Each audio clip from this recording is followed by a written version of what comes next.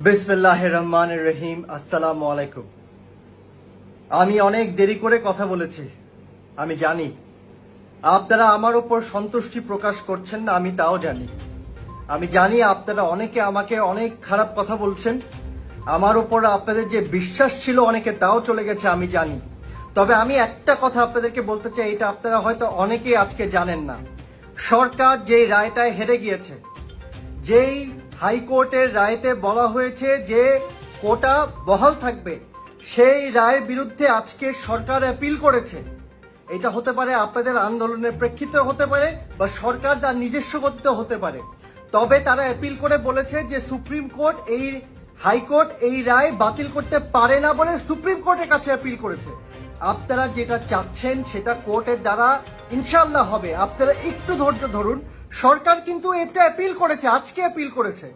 এবং আমি যতক্ষণ পর্যন্ত এটা নিজের কানে শুনিনি, আমি এটা নিয়ে কোনো কথা বলিনি, কিন্তু আমি আজকে এটা শুনতে পেরেছি, এটা 4-5 ঘন্টার আগে। আপনারা এটা খোঁজ নেন, আমি ভুল করছি কিনা আপনারা এটা জানবেন। সরকার হাইকোর্টের যে রায় যেটা বলেছে কোটা বহাল, তার বিরুদ্ধে অ্যাপিল করেছে, বলেছে যে না, আপনারা এটা বহাল করতে পারেন না বলে সুপ্রিম কোর্টের কাছে অ্যাপিল করেছে। ভাইরা আমার, এই মারামারি বন্ধ করুন যারা আপনারা মারামারি করছেন। আমাদের দেশের আইন শৃঙ্খলা রক্ষাকারী বাহিনীর কাছে আমি হাত জোর করে আমি আপনাদের কাছে অনুরোধ করছি, আমাদের ছাত্র ছাত্রীদের এবং আমাদের জানমাল জনগণ সকলকে আপনারা নিরাপত্তা দেন। আমরা কেউ এই মারামারি দেখতে চাই না। ইনশাআল্লাহ আমরা সকলে সুপ্রিম কোর্টের দিকে তাকিয়ে আছি। একটা জিনিস মনে রাখবেন, সুপ্রিম কোর্ট যে রায় দিবে, সুপ্রিম কোর্টের রায়ের বিরুদ্ধে সরকার, রাষ্ট্রপতি কেউ কোনো অ্যাপিল করতে পারে না। সুতরাং আমি আশা করব সরকার এখানে তারা সুন্দর করে সেই যুক্তিটা বুঝাবে যে কেন কোটা কমানো দরকার, বাড়ানো দরকার, রাখা দরকার নাই। যেটা আপনারা বলছেন 5%, 7%, 10%, সেটা সরকার সুন্দর করে বুঝাবে। এবং সুপ্রিম কোর্ট তো আমাদের দেশের সুপ্রিম কোর্ট আমাদের খারাপ চাইবে না, তারাও ভালো করে চিন্তা করে একটা ভালো সিদ্ধান্ত নেবে। আমাদের দেশের মুক্তিযোদ্ধাদেরকেও আমরা অসম্মান করি না, আমাদের দেশের ছাত্র ছাত্রীদেরকেও আমরা অসম্মান করি না। আমি মুক্তিযোদ্ধা ভাইদের সাথেও মিশেছি, আমি তাদেরকে জানি তারা দেশের জন্য কতটা করেছে। তারা যখন দেশের কথা বলে তাদের চোখে পানি চলে আসে, আমি সেই আবেগের প্রতিও সম্মান জানাই। আমি আমার দেশের ছাত্র ছাত্রীর ভাইয়েরা যারা এই মুহূর্তে কষ্ট পাচ্ছে, আমি তাদের আবেগের প্রতিও আমি সম্মান জানাই। আপনারা আমাকে যারা গালাগাল করছেন, যারা আমাকে খারাপ বলছেন, আমাকে ভুল বুঝবেন না। আমি সমাজের ছোটখাটো কাজ করি, সমাজের ছোটখাটো কাজের মধ্যেই আমি থাকতে চাই, আমার বন্যার কাজেই আমি থাকতে চাই।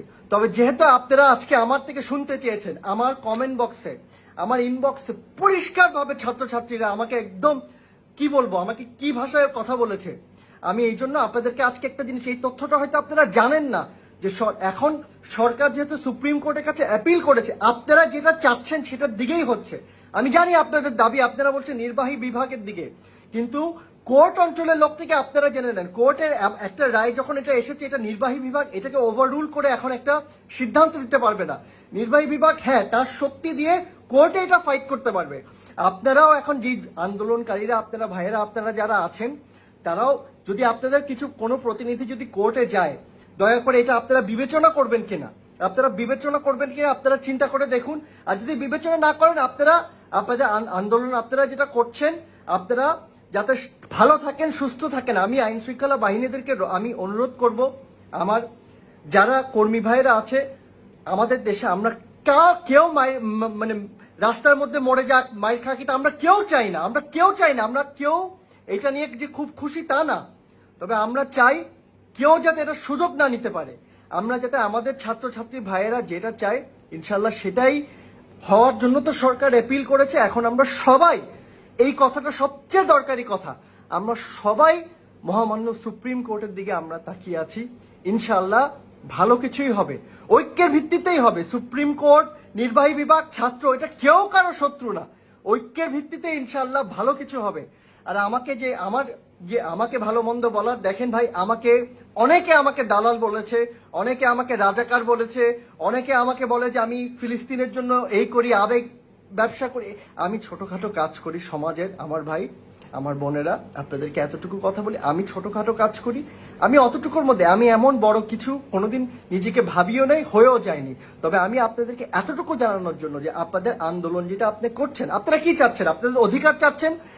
আপনারা বলছেন যে এর কোটাটা কমায় 5-7% বা এরকম কিছু আপনারা করতে চাচ্ছেন, এটা আপনারা যুক্তি, এটা আপনারা তুলতেই পারেন, আপনাদের অধিকারের জন্য আপনারা তুলতে পারেন।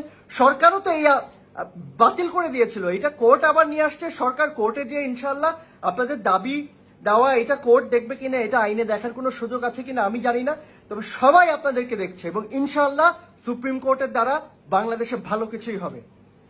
আপনারা ভালো থাকেন, আর আমার ভুল ত্রুটি আমার ক্ষমার চোখে দেখেন।